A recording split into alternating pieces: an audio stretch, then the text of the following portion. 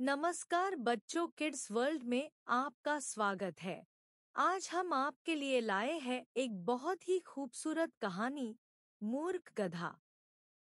पालमपुर नाम के एक गांव में एक बूढ़ा व्यापारी रहता था। वह नमक का व्यापार करता था। उसका शरीर कमजोर था, इसलिए वह अपने साथ एक गधा लेकर जाता था और उसके ऊपर नमक की बोरियां लाद कर दूसरे गांव में व्यापार करने जाता था। दोनों गांव के बीच में एक नदी पड़ती थी। नदी पर कोई पुल नहीं थी, उसमें उतरकर पार करना पड़ता था। एक दिन नदी पार करते समय व्यापारी का गधा नदी में लड़खड़ा कर गिर गया और नमक की बोरियां पानी में भीग गई। व्यापारी ने उसे उठाया और आगे चल दिया। क्योंकि सभी बोरियां पानी में भीग चुकी थी तो धीरे धीरे कुछ नमक घुलकर बह गया और इस वजह से बोरियां हल्की हो गई थी। इससे गधे को हल्का महसूस होने लगा। अगले दिन फिर से व्यापारी ने गधे के ऊपर नमक की बोरियां लाद कर व्यापार करने चल दिया। रास्ते में वही नदी पड़ी। गधे को पिछली बात याद आई। उसने सोचा, पानी में बैठने से उसके बोरियों का वजन कम हो जाता है। तो वह पानी में जाते ही फिर से बैठ गया और फिर से बोरियों का वजन कम हो गया।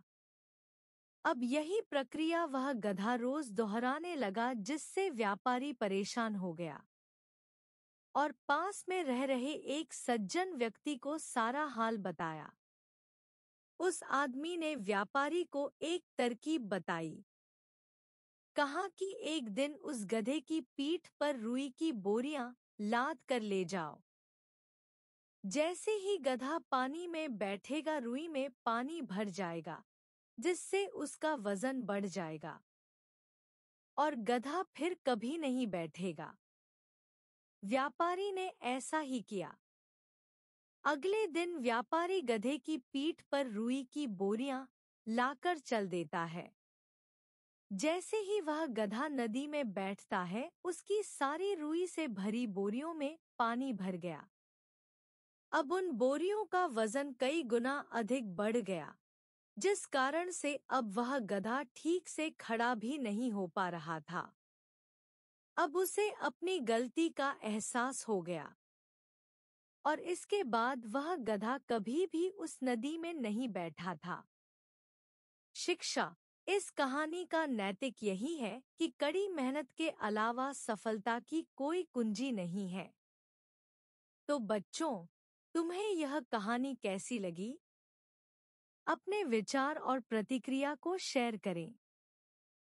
हम जल्द ही एक और कहानी के साथ वापस आएंगे।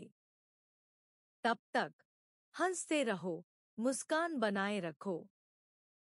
हमारे चैनल को सब्सक्राइब और शेयर करें ताकि हर बच्चा इन कहानियों से सीखे गए सीखों को अपने जीवन में शामिल करने का प्रयास कर सके। धन्यवाद और अलविदा।